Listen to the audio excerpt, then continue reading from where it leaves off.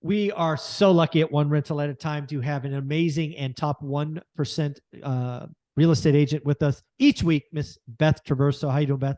Hey, I'm doing great, Mike. So nice to be back here with you and everybody. So Yeah. always a highlight of my week. Thank you. So I just want to give you some flowers. I understand you and your husband just celebrated your 18th year We anniversary. did. That time flies. 18 years. Yeah. Yes, yes, you guys. Thanks. It's amazing to watch. So those are great pictures. You guys look like you're having a good time. So Thank you. happy Yeah. anniversary from me to you, Thanks. and the entire community wishes you that. So Thanks. That's very, special to very me. cool. Appreciate that. Yep. Uh, Going from that happy topic to a not so happy topic is always an interesting transition. You and I were saying off camera, and I'm like, we just got to get this on camera. Is we are both seeing storm clouds Yes. forming that unfortunately may lead to it being even harder Yes. for home buyers. I agree with you. But Yes. as the guest, I would love to see Mhm. what you see in those storm clouds. Right. So I've seen a lot of these cycles. So you start to recognize patterns when you're doing something long enough and you're immersed in it day in, day out, year in, year out. And I'm seeing the signs on the horizon of a more challenging market for buyers Mm-hmm. and the sellers that also want to buy, because a lot Yes. of buyers are sellers too. So, and so it makes it just kind of it. So what I'm seeing, I'll back up a little bit. What I'm Mm-hmm. seeing out there is the inventory is not coming. Yeah. We maybe had a little tiny taste here and there. So I'm in the Seattle market, greater Seattle area, just to give some reference. We Mm-hmm. got a tiny bit. We never got our surge, which for us is in the first quarter. And here we are ending the second quarter. It's not here. This is when things get really slow. Traditionally, it was over the summertime. Right. And then sometimes there's a little bit of a bump in the fall once everyone's back to work and school. And then it goes dormant for the holidays. Mm-hmm. That's our normal pattern. But we never got the inventory this year. Yeah, it And never came. buyer, and that's been just the thing we've been talking about for months and months and months, and it's still not changing. So what I've been seeing even in King County and even my more specific part of King County this week is we're still seeing about 30% fewer new listings than houses going under contract. So more pendings than new listings. And I've been seeing that every single week for, I don't know, months on end. So you do that math, it's a wonder we have any inventory at all. We're at about a month of inventory. So very much not balanced. Not Yeah. seeing that changing. And then you combine with that where it's starting to take shape, where it looks like maybe interest rates might start to come down with that margin Yep. compression, and I watch the daily financial news every day. It's part of my routine. And so I hear all the stories that you're sharing and the data that you're sharing. And what I've been hearing from other sources too is it sounds like the rates are good. They're not going to go back to where they were, but nobody is expecting that or waiting for that. But if it goes down Yeah. enough, it's going to get more people off the fence. And then what happens if there's no supply and demand increases and affordability increases, and the people that were waiting now for rates to come down are going to see that start to happen, and they're going to jump in, Yeah. and it's going to create more bidding wars. It's going to be even more out of whack. And with the inventory so low, it's going to be a very interesting market with the so few homes on the market and so much competition for those homes. Yeah. I think there are so many things. And again, let me be clear here. We're going to do a part 2 of this video with what I would do, or what we would do, I should say. Mm-hmm. This one's going to be a little doomy and a little gloomy. Sorry. We are going to make this a little happier in video number Yeah. 2 about what we would do about it. So just so don't we are going to get there. We're just going to make them separate. I am so scared. So again, when you look at the national numbers, there's a couple of things that we just need to understand. In very short order, probably in the next 3 to 5 weeks, we are going to be under last year's inventory level because of new listings. They're 30% down, right? So again, last year, the market was not healthy. And we're No. about to be 3 to 5 weeks now, based on the data from Housing Wire and Altos Research. Shout out to those guys. We're going to be under last year. Not a good sign.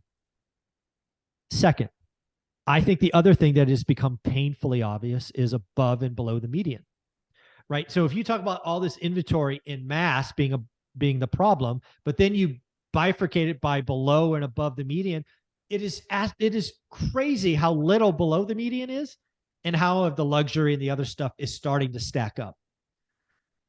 So that's a problem. And then interest rates. So last year, right about this time, we bumped into our 7% range and the market stopped. We are 2 or 3 weeks away from being negative interest rates year on year, meaning the interest rate is lower today than last year. That hasn't been true for 10 years, Right. something like that. Because again, rates were steadily down, right? Then they went up, and now we'll have a year on year down. It might be 4 weeks away, but pretty soon. And then we have the CPI print this morning coming in at 4% headline. We have it coming in sub, 3.2, maybe even sub 3, July 12th. We have margins between 10-year and 30-year at 323 basis points, a 3 standard deviation move, which has to come back. We have a terminal rate, which will be validated. It's all of these things, Beth, tell me that mortgage rates are going to come down. They're not going to collapse, but they're going to come down. They're going to come down, and that people that are waiting for them to come down are going to be jumping in on that. Yeah. And then this is the biggest problem, Beth, is the lower rates will bring the marginal demand back, but not supply. That's I'm bracing my biggest myself fear. now. We need to brace ourselves now. And then the next video, we'll talk about some action items that people can take, because, seasoned investors or even, first-time home buyers, we have to just adapt to what the conditions are. So yeah, it's pretty wild to think about. Again, I do not think rates, I'll say this last thing about rates. My hope is they kind of settle at about 6%. We know what happens at 6. Demand comes back. Yeah. 7, it stops. 6, it comes back. Here's my fear is 5%. Yeah. My fear is it goes to 5%. Now, 5% would be crazy. It's going to be early 2022 all over again. You'll have a 10 or 20% pop. And again, I don't want that. I think another 20% on top of what the 40% we have, not healthy. So I hope it settles at 6, but go ahead. Well, here's another thing is that I see coming is the loan officers that are so eager to help people now are going to be too busy, because so many of them got laid off, that there's going to be a shortage of loan officers. And some of the people that bought over 7, they see it go to 6, they may think, oh, well, I'm going to refi. Yeah, we might start getting refi. I mean, Matt, the mortgage guy's the guy to ask about this, but and your other mortgage specialists that come on, but sure, I wouldn't be surprised at all if we end up getting more demand for mortgages, and then they're going to be short staffed, and so it's going to be hard to get the attention. Maybe I see that more as the real estate agent, where we're trying to get stuff done with loan officers, where everything's happening really fast now with appraisals and approvals and things like that could slow down and choke up, and our process might get stickier. So that could happen too. Yeah. So what I would be watching out for, again, I'm watching everything. My big fear is rates falling. I'm watching new listings. I think that is an excellent stat. New listings versus pendings, I think, is a wonderful stat. That's what I'd be looking at in my buy box.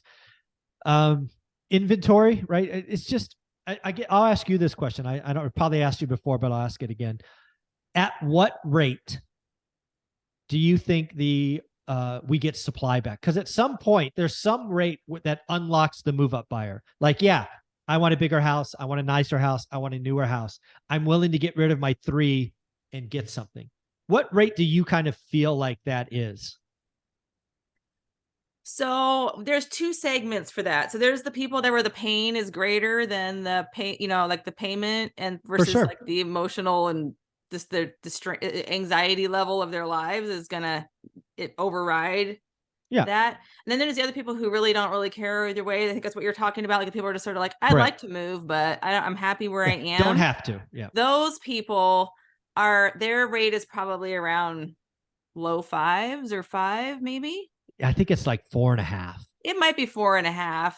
I don't know. Yeah. It's somewhere between 4.5 and 5. Yeah, but, it's just a wild guess. Because you're right. There's at some point where it's like like we'd like to move. We Yeah. don't have to move. If you have to move, you're moving. It doesn't matter. Yeah. But again, that's these many people. The want tos or would like tos, that's that many people. So it's something certainly below 6. We know that for certain. 6 did not move the needle. Inventory did not come. No. We've been here. I So think it's something also a less than time 6. factor too, Mike. I think that over time, some people are going to be like, well, I'm not going to live here the rest of my life. This is not my forever house. Right. But they In will which be case paying down the I would loans say and like stuff. maybe keep it as a rental, but a lot of people don't want to do that. They want to roll that equity into the next one. And so eventually they're just going to be like, well, I just got to just eat that. Yeah. Because I don't want to live here forever. Yeah, you're right. Yeah. Well, you know what, folks? We're going to close we're going to put a pin on this doom segment. We're going to turn it around in the second episode and be positive. But if you wanted to work with a top 1% agent, or better yet, get a referral from a top 1% agent, Beth, how should they reach out to you? Yeah, I'm easy to find. BethTraversogroup.com. You can contact me there or find me on social. I'm pretty easy to locate out there. So look forward to connecting with people from the community. Thank you. There you go. Thank you so much.